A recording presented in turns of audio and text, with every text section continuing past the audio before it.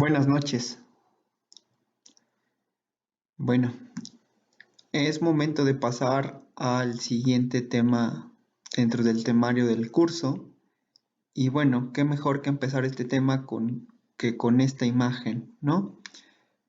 Seguramente ya recordarán o qué viene a su mente con esta imagen de un toro y un oso, ¿no?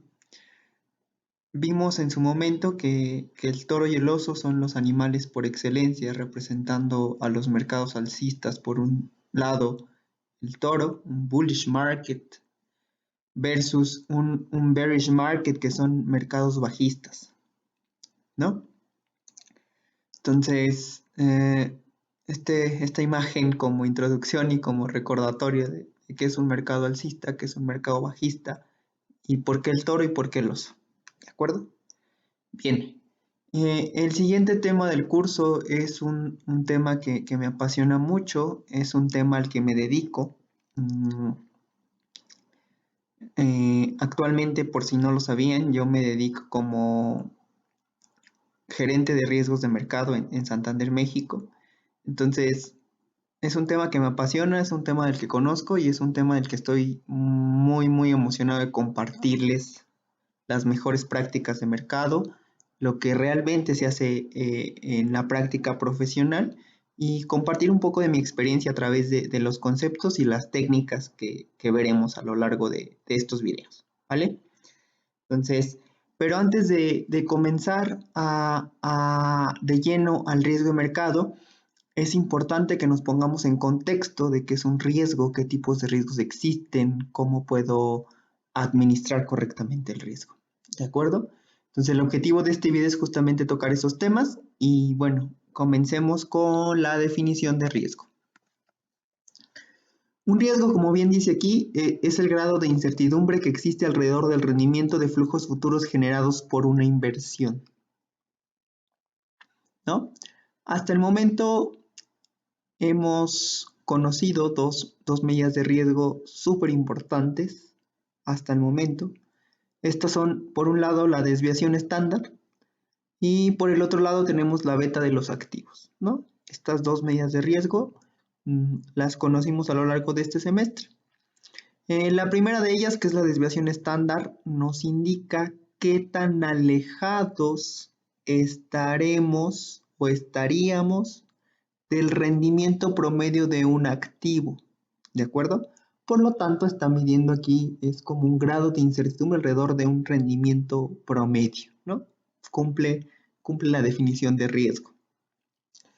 Por el otro, recordarán la beta de un activo como la covarianza entre el activo y el portafolio de mercado, entre la varianza del portafolio de mercado, y decíamos que la beta entonces medía la contribución del activo al portafolio en general, ¿no?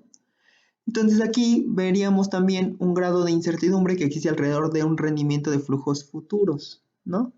De una inversión arbitraria ahí con respecto al mercado en general.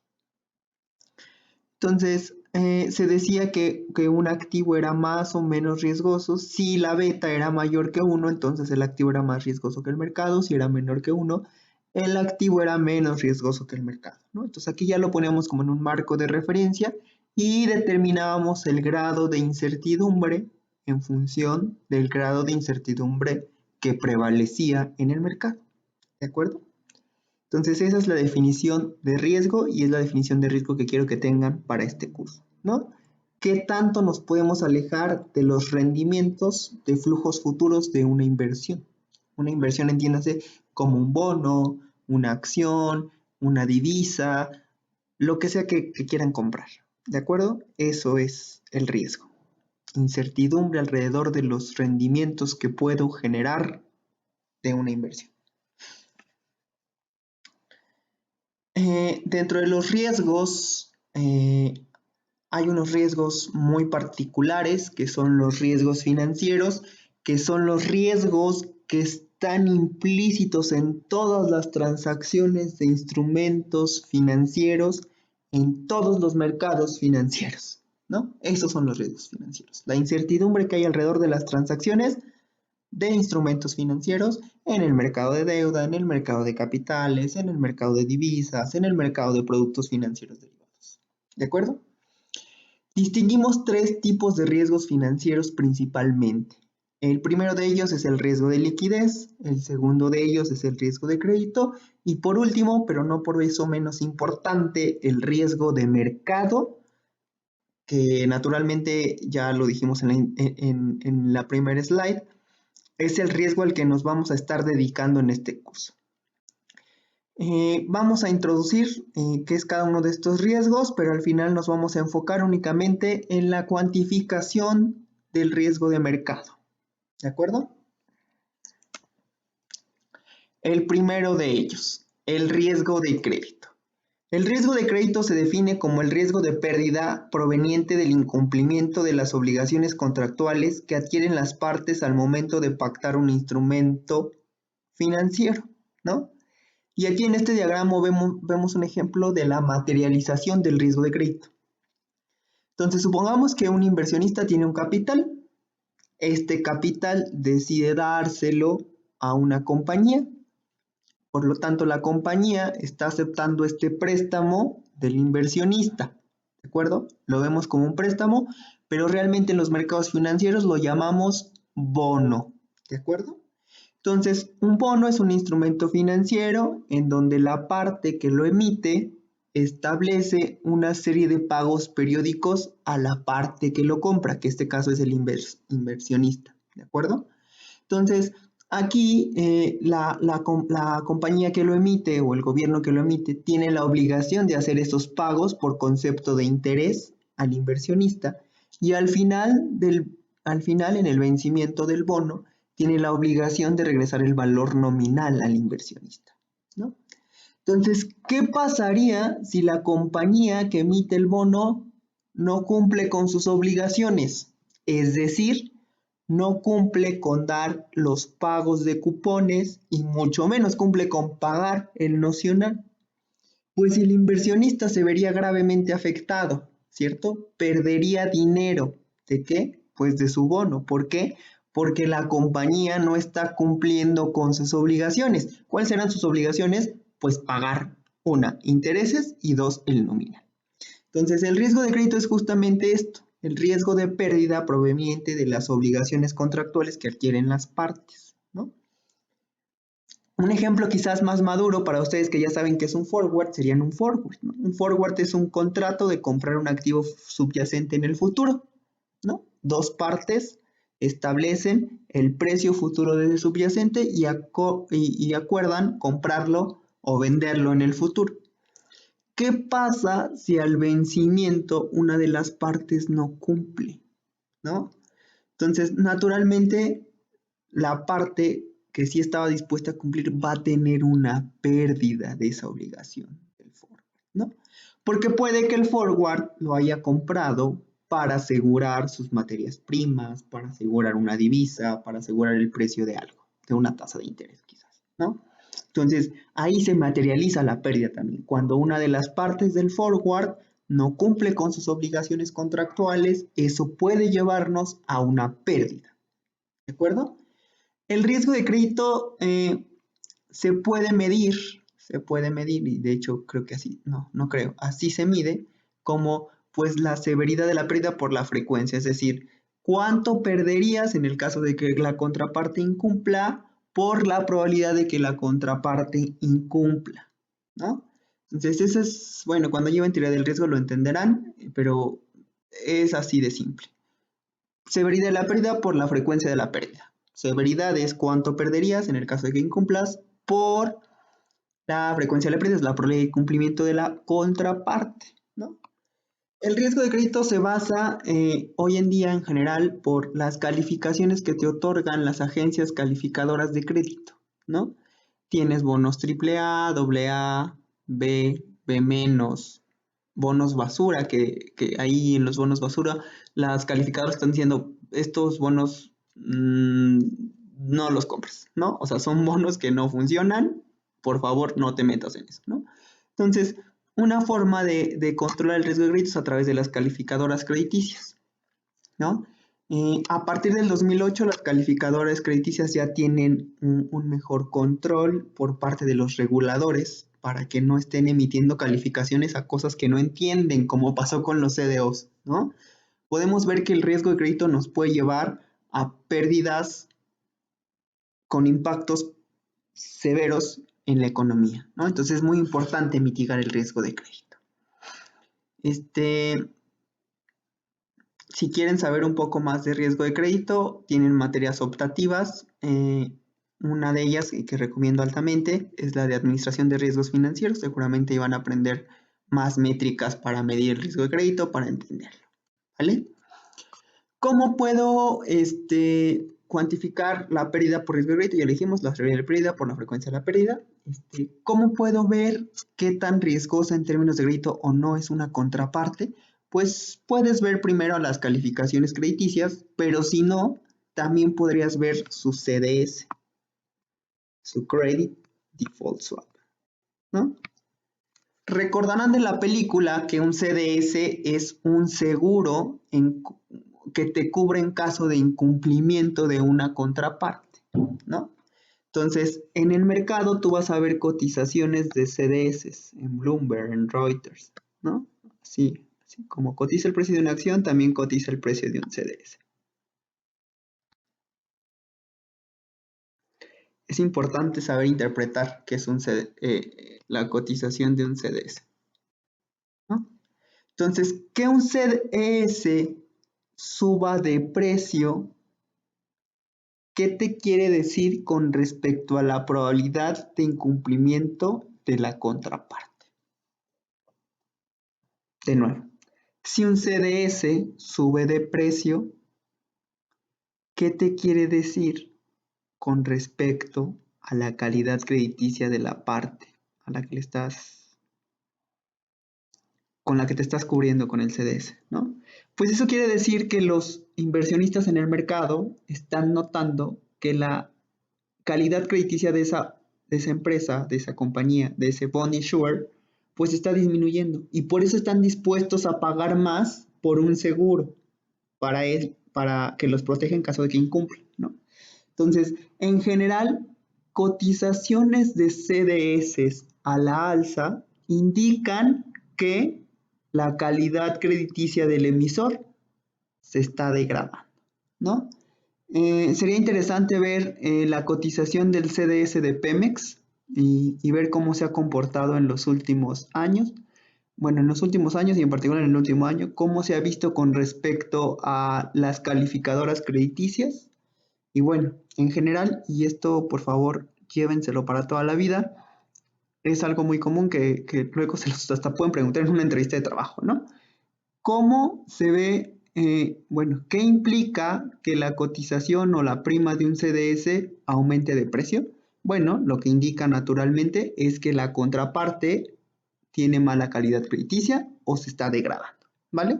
Es importante. Y es todo lo que vamos a decir en este curso sobre el riesgo de crédito, así que llévenselo para toda la vida. El siguiente riesgo financiero, el riesgo de mercado. El riesgo de mercado es el riesgo de pérdidas provenientes de movimientos en los precios de los activos financieros en el mercado, ¿no? Entonces, ¿qué pueden mover los precios o qué pueden mover los precios de los activos financieros en un mercado? Pues diversos factores, ¿no? A estos factores que mueven el precio de los activos financieros los vamos a llamar factores de riesgo.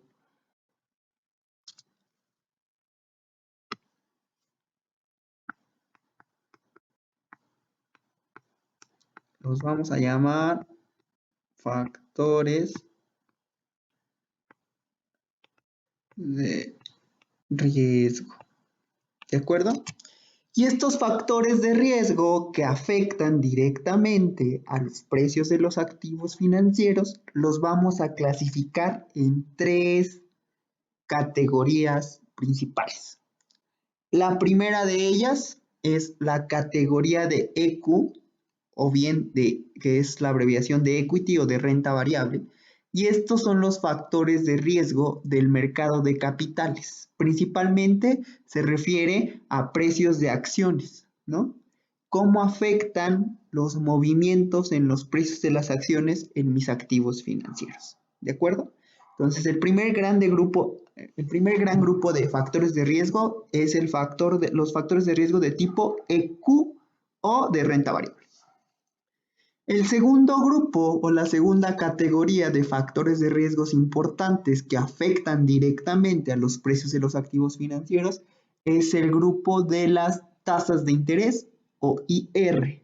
¿De acuerdo? Así los vamos a distinguir. Vamos a distinguir a los factores de riesgo EQ, que son renta variable, a los factores de riesgo IR, que son interest rates. Y aquí podemos ver, o sea, es bien sabido que cuando las tasas de interés aumentan, los precios de los bonos disminuyen, ¿no? Entonces, aquí es claro ver cómo es que afectan las tasas de interés a los precios de los activos financieros, ¿no? Entonces, es una fuente también de riesgo de mercado, las tasas de interés. Y por último, los factores de riesgo de tipo FX de Foreign Exchange, y se refiere al factor de riesgo del tipo de cambio. El hecho de que nosotros como mexicanos con una moneda como el peso tengamos inversiones en dólares, pues afectan directamente a los precios de nuestros activos financieros, ¿no? Porque al final nosotros en nuestra economía lo que hacemos es comprar bienes y servicios con nuestra moneda local. ¿Qué pasa si tenemos una inversión en dólares? Bueno, pues esa inversión en pesos al momento de convertirla se puede convertir o en más o en menos pesos dependiendo del tipo de cambio de esa fecha, que pues se puede apreciar o se puede depreciar con respecto al precio original, ¿no? Entonces, en resumen, los factores de riesgo son los factores que hacen que los precios de los activos se muevan y esos movimientos produzcan ya sean pérdidas o ganancias.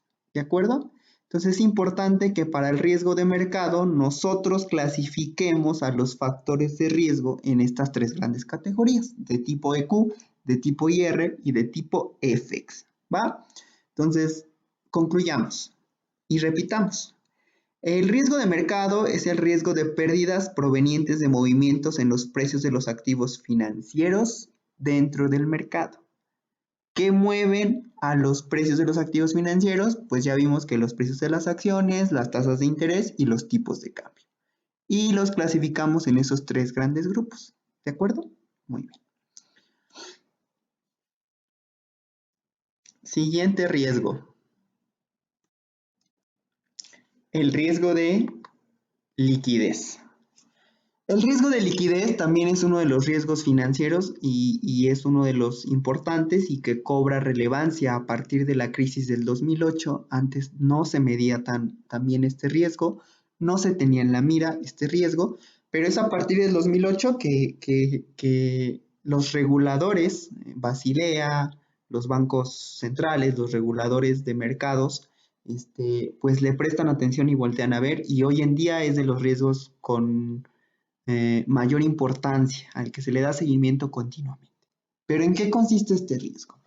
Veamos, la definición dice que es el riesgo de pérdida ocasionado por la dificultad de negociar en los mercados financieros un instrumento. Subrayemos, dificultad de negociar, ¿de acuerdo?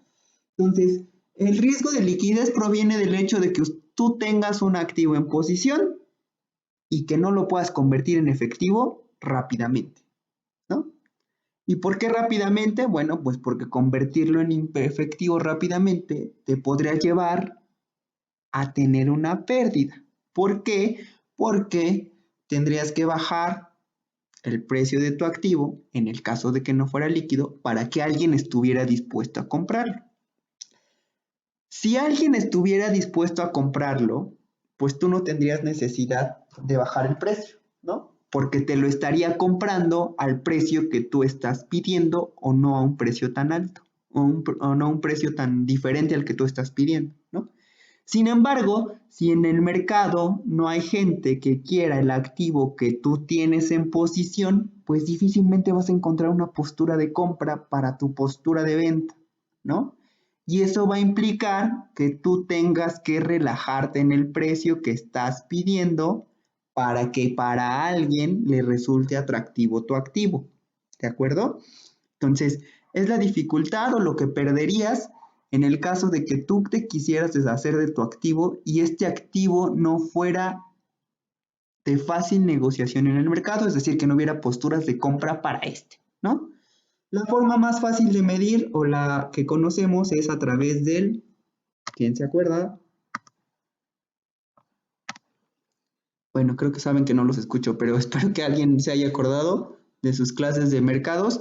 ¿Y cómo medíamos el riesgo de liquidez, señores? A través del bid offer spread.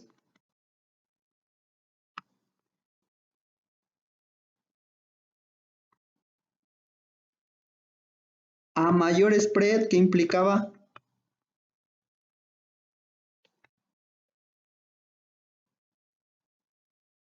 Menor liquidez. Y menor spread implicaba que, pues, mayor liquidez. ¿De acuerdo? Es importante que ustedes en su cartera de negociación siempre tengan activos con alta liquidez. Es decir, que en el caso de que ustedes tuvieran la necesidad de tener efectivo en su cartera, el hecho de deshacerse de toda su posición de activos financieros no les implique una pérdida, ¿de acuerdo? Porque estarían seguros de que en el mercado va a haber alguien que esté dispuesto a comprárselos, ¿vale? Entonces este es un riesgo muy importante que toma importancia a raíz del 2008, en el sentido de que, pues, fue una crisis primero de crédito al los estadounidenses no pagar sus hipotecas, se convierte en un riesgo de liquidez porque pues los bancos al no estar recibiendo esos flujos dejan de tener cash y todo lo tenían invertido pues en activos como CDOs y al momento del mercado darse cuenta pues que los CDOs ya eran basura porque no estaban pagando las hipotecas, pues dejan de ser un instrumento líquido, ¿no? Y por lo tanto cuando alguien con aprietos de efectivo, que necesitaras de salir a hacer efectivo y sus activos mayormente fueran CDOs, cuando salía al mercado a ofertarlos, pues nadie se los quería comprar porque sabían que ya era basura, ¿no? O sea, era ilíquido ya el mercado. Entonces, luego eso, no obstante, se transforma en una crisis de mercado, de riesgo de mercado. Las bolsas del mundo empiezan a caer y bueno, todos los riesgos relacionados se empiezan a manifestar, ¿de acuerdo? Es por eso que es muy importante que como administradores de riesgos por excelencia y como dice Wikipedia, ustedes están aquí para los actuarios miden riesgos, usan sus técnicas estadísticas y matemáticas para medir riesgos, ¿no? Pero no solo los miden, también los administran, ¿no? Entonces es por eso que es importante que una vez que hayamos definido qué es el riesgo de mercado, qué es el riesgo de crédito, qué es el riesgo de liquidez, aprendamos a administrar el riesgo, ¿no? ¿Qué nos dice la teoría acerca del proceso de administración del riesgo? A continuación, ¿no? Entonces, la administración del riesgo es un ciclo constante, es algo que nunca para, es algo que estamos haciendo en todo momento, ¿de acuerdo? Es muy importante que estemos conscientes de cada una de las fases de este ciclo de la administración del riesgo para poder tener bien claro, para que no haya sorpresas, para que todo esté bajo control, ¿va? Entonces, dentro del proceso de administración del riesgo, reconocemos 5 fases. La primera de ellas es la identificación. ¿Qué es la identificación del riesgo? La identificación del riesgo implica el conocimiento absoluto de mi instrumento financiero. ¿Para qué? Para que bajo el conocimiento absoluto de mi instrumento financiero yo pueda determinar cuáles son las fuentes de riesgo que podrían estar impactando el precio de mi activo financiero. ¿De acuerdo? Por ejemplo, Si ustedes tuvieran una cartera de bonos, es importante que tengan claro qué tipos de bonos tienen. Si son CETES, que son sin cupones, si son bonos M, si son UMs, que son bonos del gobierno mexicano pero expresados en divisa extranjera, etc. ¿Para qué? Porque es importante que conozcan qué es un UMS, qué es un bono M, qué es un CETE. Bueno, pues para que puedan decir a qué riesgos se están enfrentando en esos bonos, ¿no?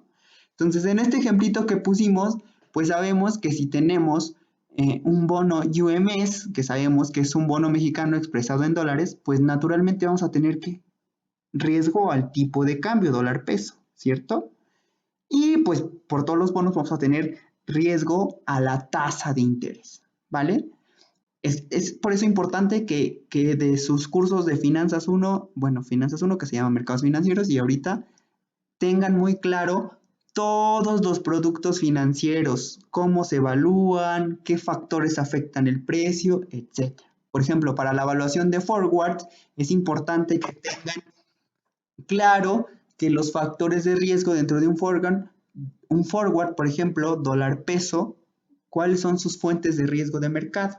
Bueno, ustedes saben que para evaluar un forward necesitan el precio spot del tipo de cambio, necesitan la tasa doméstica y la tasa extranjera. Por lo tanto, una vez que ya tienen claro todo eso, pues saben que si se mueve el tipo de cambio spot, que si se mueven abruptamente las tasas de interés, tanto la doméstica como la extranjera, naturalmente eso va a afectar su precio del forward, ¿no? Entonces aquí caemos dentro de la parte de la identificación y la identificación del riesgo, al menos en productos financieros, implica el conocimiento total, absoluto y consciente de los activos financieros, ¿no? Supónganse que ustedes son actuarios y llega el de ventas, el trader que quiere negociar CDOs, ¿no? Y pónganse en el contexto del 2008. Y ustedes dicen, a ver, pues un CDO, ¿no? Y ya se quedan con la calificación crediticia que les da la contraparte, la agencia calificadora, AAA, riesgo cero prácticamente, riesgo de crédito cero, ¿no?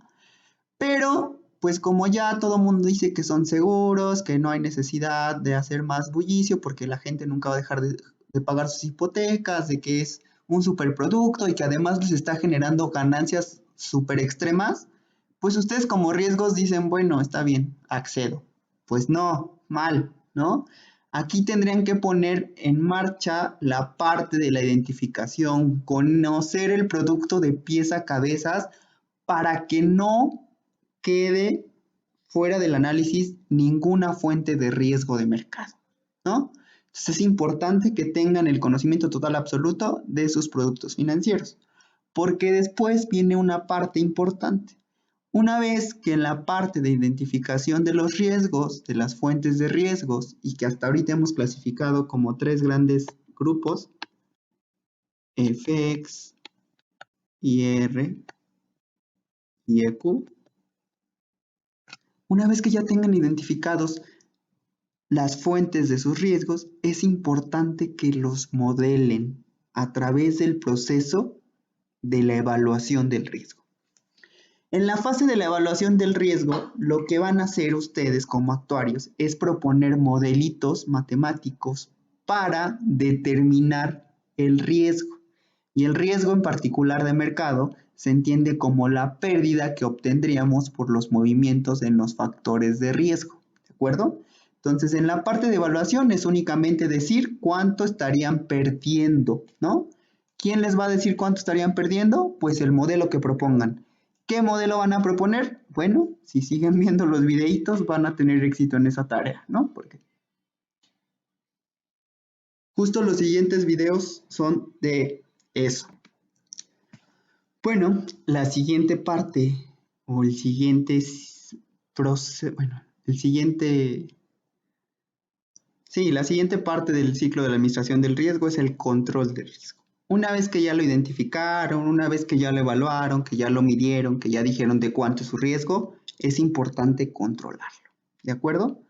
Si su modelito les dice que podrían perder hasta X cantidad de dinero, en la parte del control de riesgo tienen que decidir si están dispuestos o no a afrontar ese riesgo. Y por lo tanto, en la parte del control de riesgo, implica establecer límites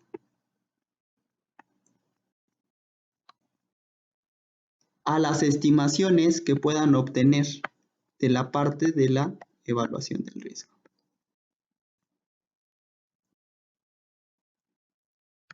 ¿No? Entonces, su modelo les va a dar una estimación del riesgo que están afrontando y como riesgo ahora entendamos pérdida. Entonces, en la parte del control, ustedes tienen que establecer límites para esa pérdida. ¿Cuánto estarían dispuestos a perder de su riqueza por este producto financiero? ¿No? Por entrar en este producto financiero. Y entonces estos límites tienen que estar en función de su riqueza, ¿no? No estarían dispuestos a perder el 100% de su riqueza, eso sería tonto, ¿están de acuerdo? Por mucho que sea el rendimiento, no estarían dispuestos a perderlo. Entonces tienen que establecer límites en función de su riqueza o de su capital, ¿de acuerdo? La siguiente fase de la administración del riesgo es el seguimiento. El seguimiento se refiere a estar comparando los valores que arroja la evaluación del riesgo versus los límites que arrojan los controles de riesgos, ¿no? Entonces, en el seguimiento constantemente estamos comparando la estimación versus su límite, la estimación versus su límite. En el momento que nos salgamos del límite, ahí la parte del seguimiento nos implica pues un análisis más profundo, ¿no? ¿Qué vamos a hacer con este producto financiero? ¿Cómo lo vamos a tratar? ¿Nos deshacemos de él? ¿Por qué? Porque sería decisión pues ya de cada quien, ¿no? Si están dispuestos a asumir ese riesgo o no, si está dentro de sus límites, si está dentro de su apetito de riesgo. La siguiente fase es la calibración. ¿La calibración de qué? Pues del modelo de riesgos que les está dando la estimación, ¿no? En la parte de la calibración está enfocada principalmente a la calibración del modelo que están usando en la parte de la evaluación, porque este modelito les está arrojando estimaciones, ¿de acuerdo? Entonces, tienen que calibrar ese modelito. ¿Para qué? Para que constantemente o casi siempre les esté dando estimaciones confiables. ¿De acuerdo? Entonces, en la parte de calibración se van a fijar en los supuestos del modelo, se cumplen o no se cumplen los supuestos del modelo, las limitaciones del modelo. ¿Puede usar el modelo en periodos de alta volatilidad? Sí, no, porque sí, porque no. ¿Qué implicaría usarlo en periodos de alta volatilidad? Pues que su modelo siga siendo acorde a lo que se ve en el mercado, ¿no? O sea, que siga siendo, que se hable con el mercado. Quizá algunos parámetros de su modelo los tengan que cambiar porque la historia cambió, porque el mercado cambió, porque las condiciones cambiaron, porque se agregaron nuevos datos a la base de datos, no sé. La calibración del modelo tiene que ser constante. ¿Para qué? Para garantizar estimaciones confiables en todo momento, ¿de acuerdo? Y que esas estimaciones pues estén bien controladas y bien monitoreadas a través de la fase del control y seguimiento de los riesgos. Bueno, la calibración nos lleva otra vez al proceso de identificación, ¿no? Una vez que estamos calibrando y vemos que pues ya no se cumplen ciertos supuestos, pues bueno, hay que hacer un análisis otra vez detallado de identificar riesgos, ¿vale?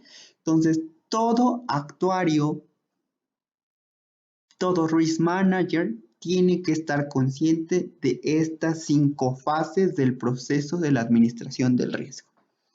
En este curso en particular nos vamos a enfocar en 2 fases, que es la fase de la evaluación. ¿Por qué? Porque vamos a conocer los modelos más comunes para medir el riesgo de mercado y por otro lado vamos a dar elementos o vamos a dar las técnicas más comunes para calibrar el modelo que vamos a proponer en la parte de la evaluación. ¿De acuerdo?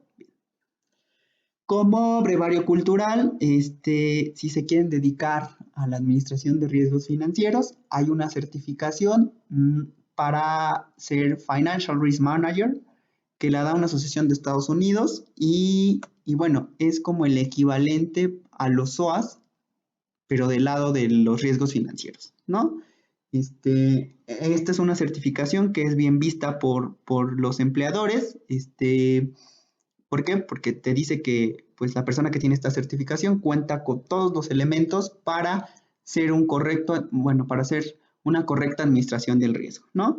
Entonces vean este linkcito que necesitan para para conseguir un trabajo en Risk Management. Se los dejo aquí y se los dejo también en el Classroom, ¿vale? Bien, entonces dijimos que en este curso nos vamos a encargar de la evaluación primero del riesgo de mercado. Vamos a presentar un modelito para determinar las estimaciones del riesgo de mercado. Y así es como vamos a llegar a nuestra primera métrica de riesgo de mercado, que es la siguiente. El Value at Risk, o por sus siglas, VAR. ¿Qué es el VAR?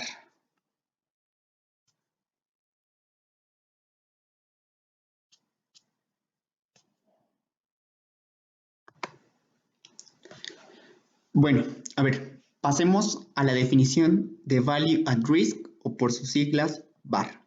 Dice aquí, es una medida de la máxima pérdida esperada en un portafolio de inversión. Hasta aquí no hay nada que no entendamos. Máxima pérdida esperada en un portafolio de inversión. Ok. Esta pérdida como resultado de los movimientos de mercado. Movimientos de mercado. Sabemos cuáles son los posibles movimientos en el mercado en sus factores de riesgo. Repasemos. Son factores de riesgo de tipo EQ, de tipo IR y de tipo FX, ¿no? Siguiente. Máxima pérdida esperada en un portafolio por movimientos en los factores de riesgo. Hasta ahora eso todo lo entendemos, ¿cierto? Dice aquí, en un horizonte de tiempo y dado un nivel de confianza.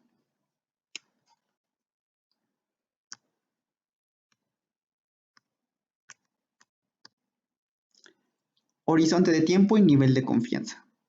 Tengan esas palabras en su mente y por ahora solo asimílenlo así, ¿va? Más adelante vamos a explicar a qué se refiere cada uno de estos conceptos. Horizonte de tiempo y nivel de confianza. Por ahora, con que tengan claro en su mente que es la máxima pérdida esperada en un portafolio, esta pérdida máxima esperada como resultado de movimientos en los factores de riesgo de mercado, factores de riesgo tipo FX, EQ y tasas de interés, abreviado IR, ¿vale?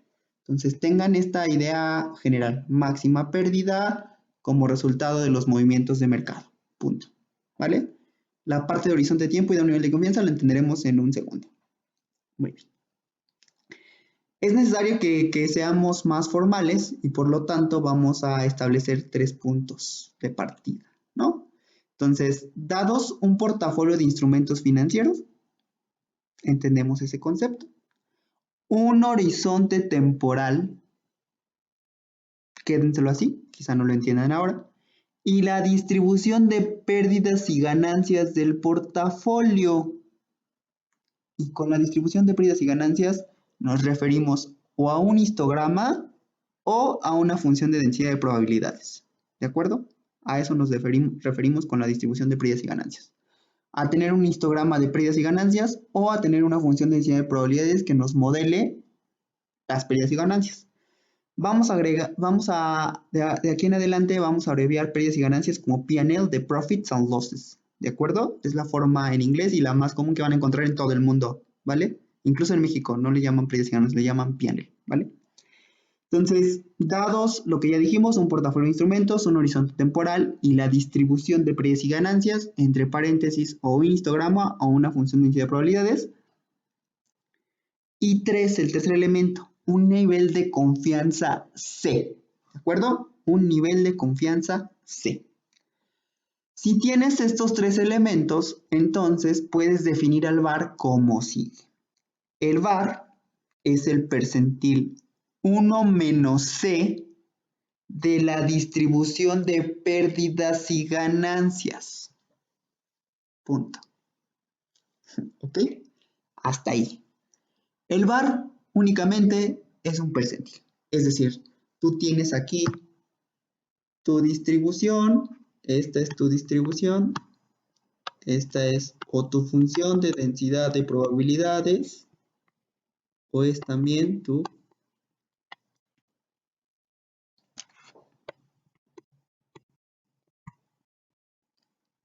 histograma. Entonces, si tienes la una o la otra, tú puedes calcular que, pues el percentil sobre esa distribución, ¿de acuerdo?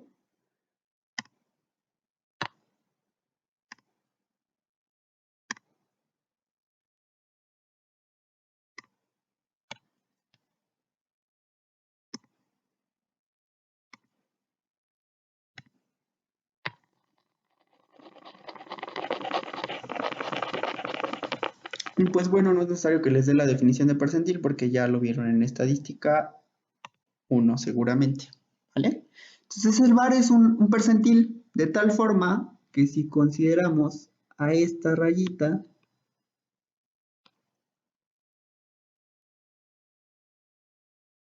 como el VAR, un percentil, ¿de acuerdo? ¿Y qué es el percentil? Pues hasta qué punto acumulas cierta probabilidad, ¿de acuerdo? Entonces, el percentil es el valor dentro de los posibles valores de la variable aleatoria hasta hasta el punto en donde acumulas la probabilidad, ¿de acuerdo? Muy bien, entonces, en otras palabras, es el valor tal que la probabilidad de obtener una pérdida mayor a la calculada por el VAR, es decir, a la calculada por el percentil 1 menos C, es del 1 menos C por ciento, ¿vale? Entonces, de esta lámina llevemos lo siguiente. El VAR es el percentil 1 menos C, donde C es el nivel de confianza. ¿Es el percentil de qué distribución? La distribución de pérdidas y ganancias o la distribución de P&L, ¿de acuerdo?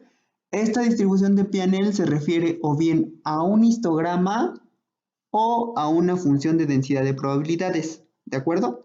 Aún no sabemos cómo modelar esa distribución de P&L, sin embargo, hasta ahorita quédense con eso.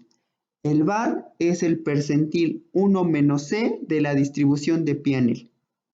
Que en otras palabras, y quizás eso ahorita lo entiendan mucho mejor, en otras palabras, es el valor tal que la probabilidad de obtener una pérdida mayor es del 1 menos C por ciento, ¿de acuerdo?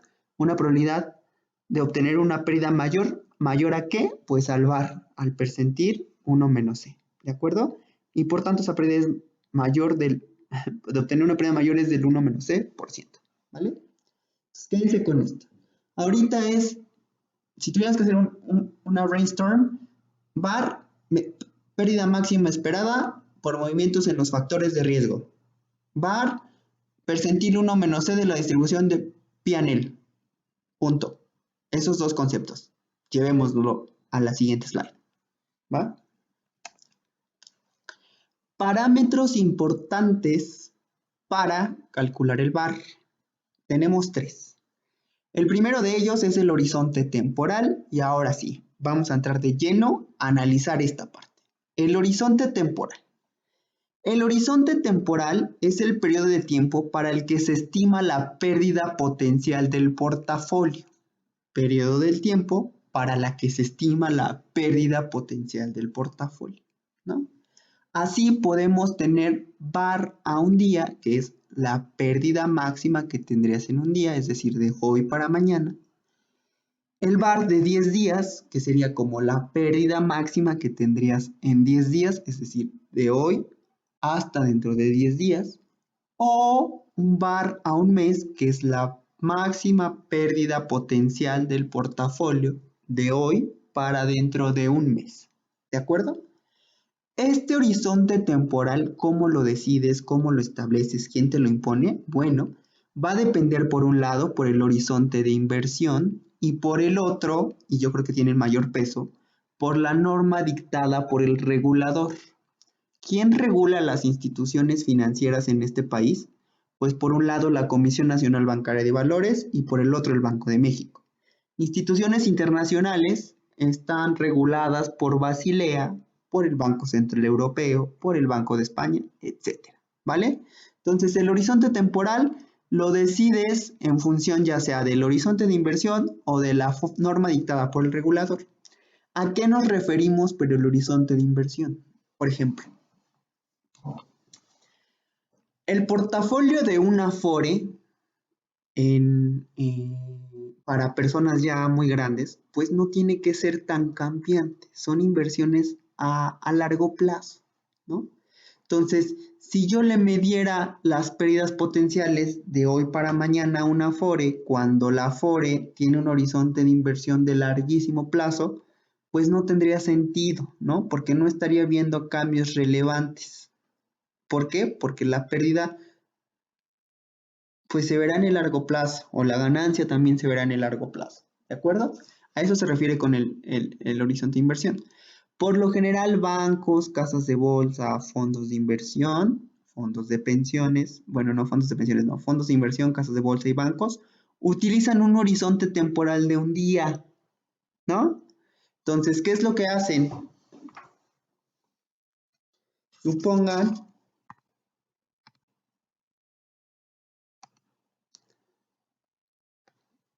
que ustedes tienen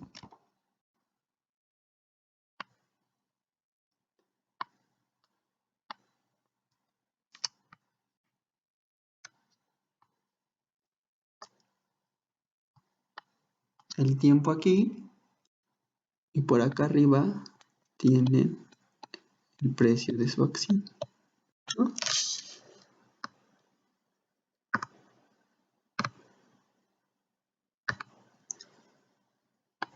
Y por aquí tienen la dinámica estocástica de este precio de la acción. ¿De acuerdo? Y hasta acá es 10 días. 10 días. Y aquí supongamos que es un día. Hay un día, 10 días. ¿De acuerdo?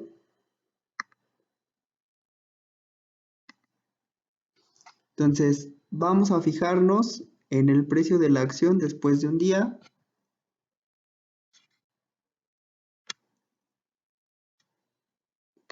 Y en el precio de la acción en el día cero, ¿no? Entonces, ¿cuánto ganamos o perdimos por pasar del día 0 al día 1?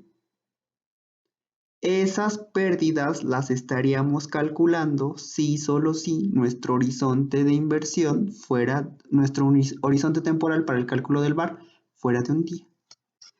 Pero si fuera de 10 días, lo que tendríamos que comparar son los precios de las acciones en el día 10 menos el precio original aquí. Tendríamos que comparar estos dos precios. ¿De acuerdo? Si nuestro horizonte temporal fuera de 10 días.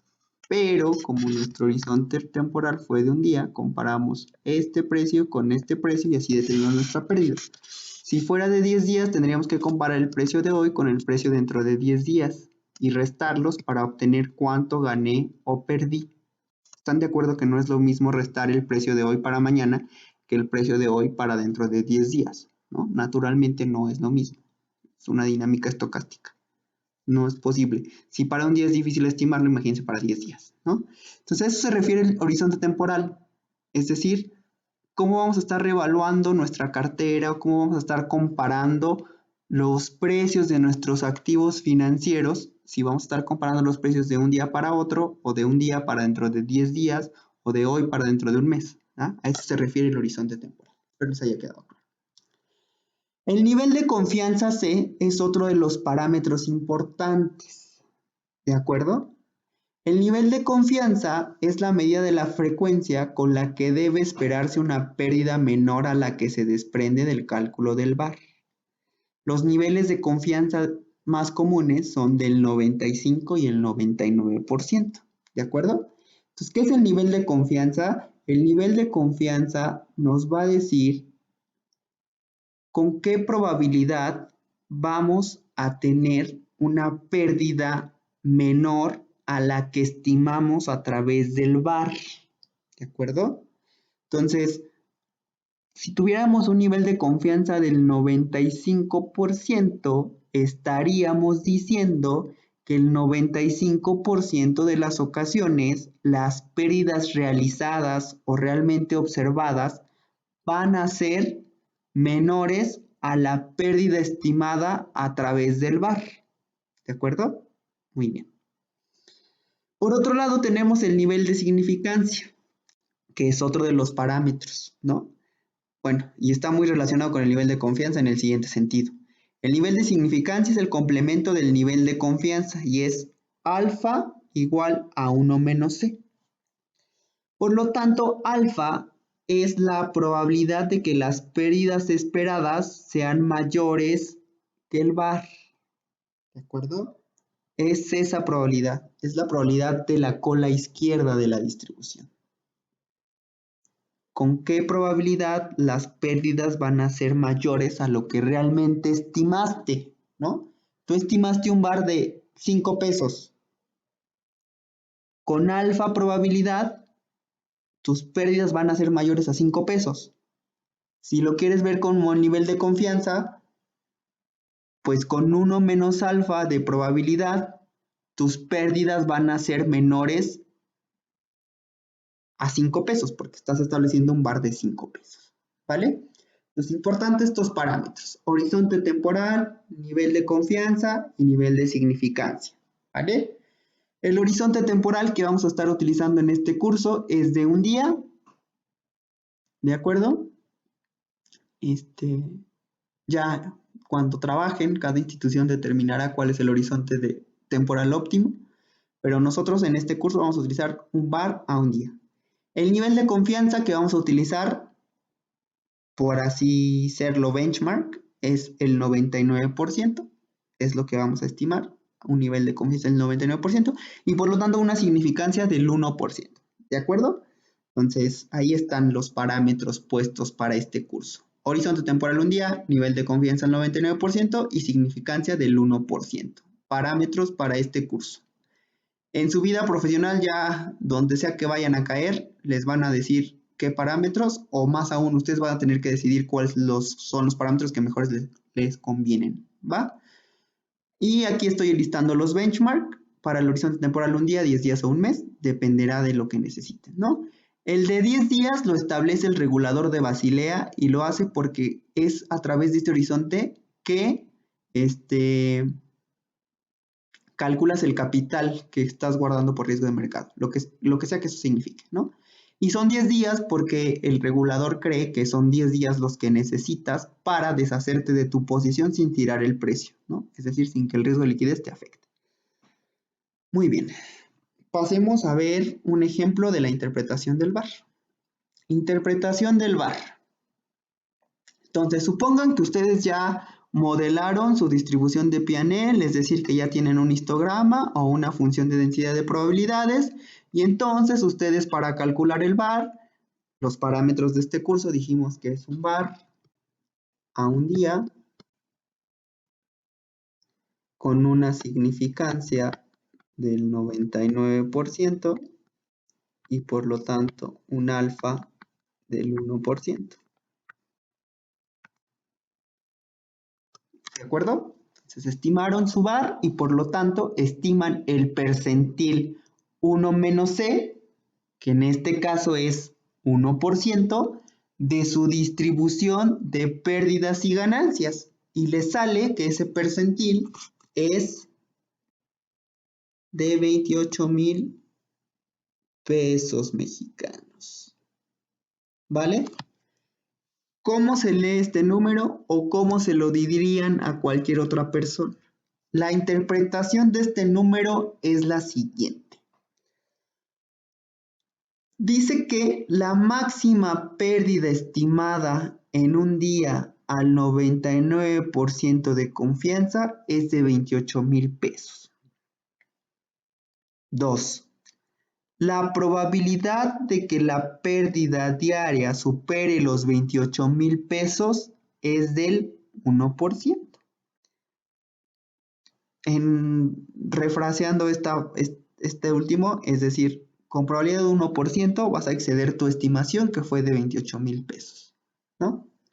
O, refraseando la primera afirmación, decimos que con el 99% de las ocasiones la pérdida va a estar por debajo de la estimación que hiciste, que es de 28,000 pesos, ¿de acuerdo? Y la última, y para mí la más importante y la más simple y la que cualquier humano te entendería, es la siguiente. 1 de cada 100 días la pérdida diaria superará los 28,000 pesos. ¿De acuerdo? 1 de cada 100 días la pérdida diaria superará los 28,000 pesos. Ahí en la última, estás usando la probabilidad del 1% de exceder el VAR, ¿no? Pero sin decir la palabra probabilidad, porque lo estás expresando como uno de cada 100 días, ¿no? Entonces, una persona que no le gusta escuchar la palabra probabilidad te diría, wow, sí, sí te entiendo, ¿no? Aunque implícitamente en la frase esté la palabra probabilidad, pues una persona no escucharla se siente mucho mejor y siente que te entiende mejor, ¿no? Entonces, yo usaría casi siempre la última, ¿no? O sea, ponerlo en ese contexto para que cualquier persona me pueda entender. Ese es el challenge de un actuario, ¿no? Expresar sus ideas, sus resultados, sus estimaciones en un lenguaje que cualquier persona pueda obtener, ¿no? Entonces, ¿cuál de las tres interpretaciones es la que mejor me está llevando a ese objetivo? Pues la última, ¿va? Notemos que en cada una de las interpretaciones estamos considerando en la frase los elementos o los parámetros de la estimación del VAR, ¿no? El horizonte temporal, estamos diciendo la pérdida estimada en un día, la pérdida diaria, ¿no? En las tres decimos el horizonte temporal. Decimos ya sea en una el nivel de confianza o en otra la significancia, ¿no? Pero es importante que siempre mencionemos esos elementos. El horizonte temporal y ya sea que o expresen la significancia o el nivel de confianza. ¿De acuerdo? Es muy importante esto. Entonces, bueno, hasta aquí el video del VAR, de la introducción al riesgo de mercado, la introducción de los riesgos financieros y demás. Si tienen dudas de lo que vimos aquí, por favor escríbanme. Y por último, si pueden ver el videito ese que les dije de How to Get a Job in Risk Management, véanlo. Ahí eso seguramente les va a despertar la curiosidad por ver esa certificación, el FRM, que es súper, súper reconocida para riesgos financieros, ¿no? Si se quieren dedicar a eso, si les llama esta parte de las finanzas de donde medimos riesgos, bueno, pues acérquense a ver ese video como primer approach. Y si tienen más dudas, pues consúltenme, ¿no? Yo me dedico a esto y con gusto les diré. Siguientes videos vamos a ahora sí empezar a ver cómo modelar la distribución de P&L, cómo sacar la función de densidad de probabilidades o bien cómo establecer el histograma de pérdidas y ganancias. ¿De acuerdo? Bueno, por último, me gustaría mostrarles una información que considero útil. Ay, no. Bueno, no la tengo, ¿no? Bueno, luego se las muestro, pero bueno, muchas gracias por su atención, lamento haberlo subido tan tarde y espero sus dudas y nos vemos en el siguiente video. Hasta luego.